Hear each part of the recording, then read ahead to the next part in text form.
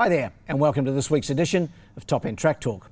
I'm Andrew O'Toole, and today we'll be previewing this coming Saturday's feature meeting here from Fanny Bay in Darwin, which of course is St Patrick's Cup Day, the 15th of March. Unfortunately, the open 1300 metres was deleted at acceptance time due to a lack of acceptors, leaving just 5 races on the card. That being the case, the first of the handful is timed to jump at the mid-afternoon time of 2:43 p.m, while the last, the St Patrick's Day Cup, is scheduled for 5:10 p.m. In the opener, the Luck of the Irish handicap over 1300 metres, my numbers are 2, 1 and 3. Tricky race, the first, over the 1300, as I mentioned, for the 58 performers, but I settled on 2, 1 and 3. Number 2 on top for me, Bryce, from the Phil Cole stable. Coley had a double here at the last meeting we had in Darwin, so his team racing well. Jess Booth visiting from Victoria. Jess claims the 3 kilos. She's ridden here with success in Darwin before. Just recently she's been riding really well at King Island. Won a lot of races at King Island at Jess, but she's back in the top end on Saturday. She takes them out here on Bryce. He's a consistent 4-year-old. He was a good second last time out behind his stablemate Rhesus. That was on the 7th of March, so just a week ago. But I think this is tailor-made for him. So number 2 on top. To beat number 1, Sabor, from the Jason Manning stable, Vanessa in the saddle.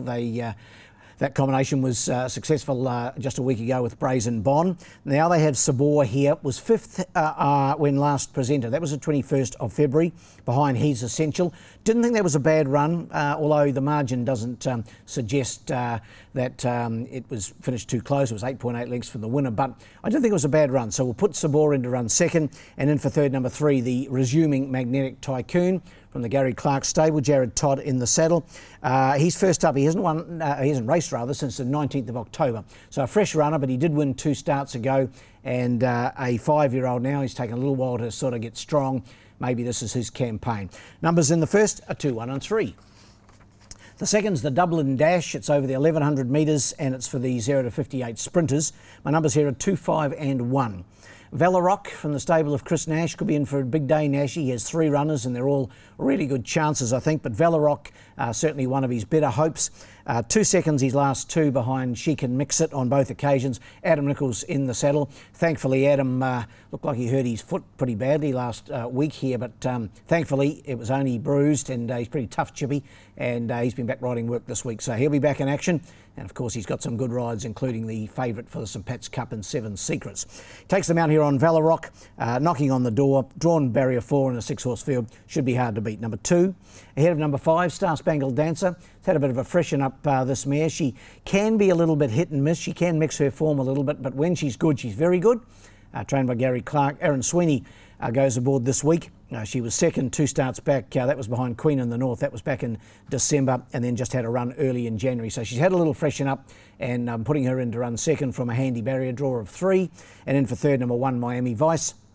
Phil Cole, Wayne Davis, the combination. Winner 2 starts back, and then 4th last time behind She Can Mix It. Seldom goes a bad race, Miami Vice. He was the 3-year-old of the year here in the top end last season, or last year rather, and I've got him in to run third. Numbers in the second are 2, 5 and 1.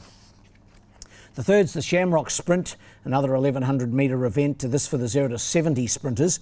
A field of 7 to go around here, and my numbers are 2, 7 and 3. Forms are fair. He was very good last time in stronger grade, a benchmark 73, beating Doc O'Connor on that occasion. Paul Shires rides. He's going up significantly in weight, though. He's going from 55.5 to 61. Paul Shires goes aboard, and I still think it'll be hard to beat, though. Forms are fair. The other factor against him is he's drawn the outside barrier, or one from the outside anyway, in barrier 6. But he's speedy, he's talented. I've got him on top, number 2.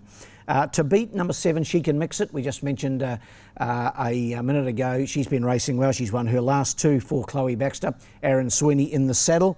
Raymond Viger's ridden the last couple of times, but of course Raymond suspended after last week's meeting here, so he misses Saturday. He's back in Alice on Sunday. And in for third, number 3, Mr. Havachat.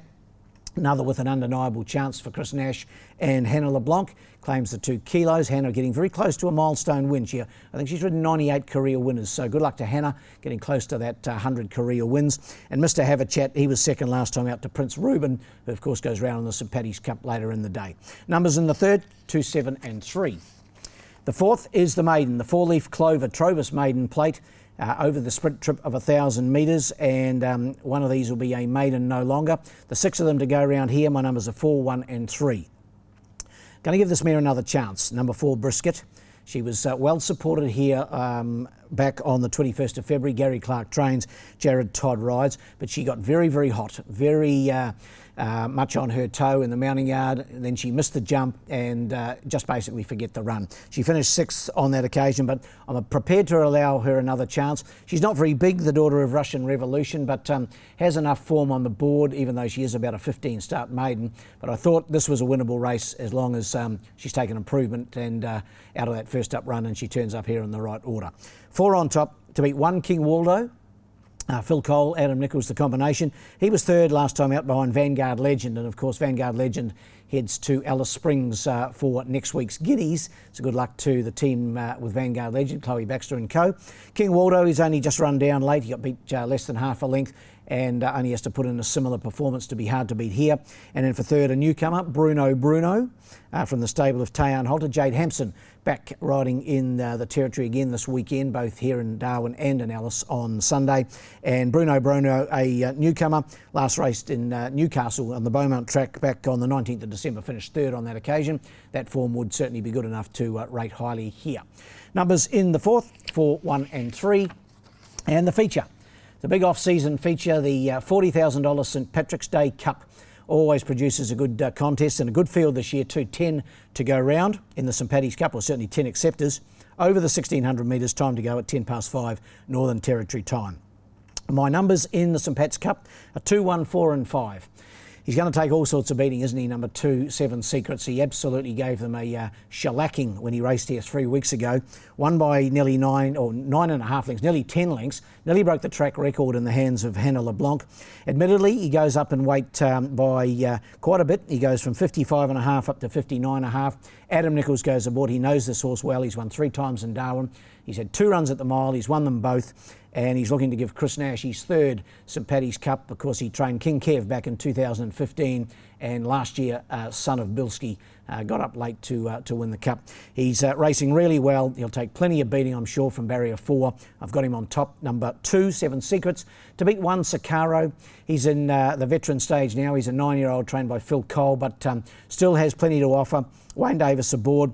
I didn't mind his last run. He was only beaten 3 lengths by Influential Jack in 4th place. That was over 1,300 metres here on the 7th of March, so just a week ago. Steps up to the mile. He's got a really good record at the mile. He's won 6 times over 1,600 metres, so he's got to go in the mix. In for 3rd, number 4, Funny If It Won. Tayan Holter and Jade Hampson, the combo. On the face of it, looked a little disappointing behind 7 Secrets last time out, but that was the horse's first run at a mile this campaign.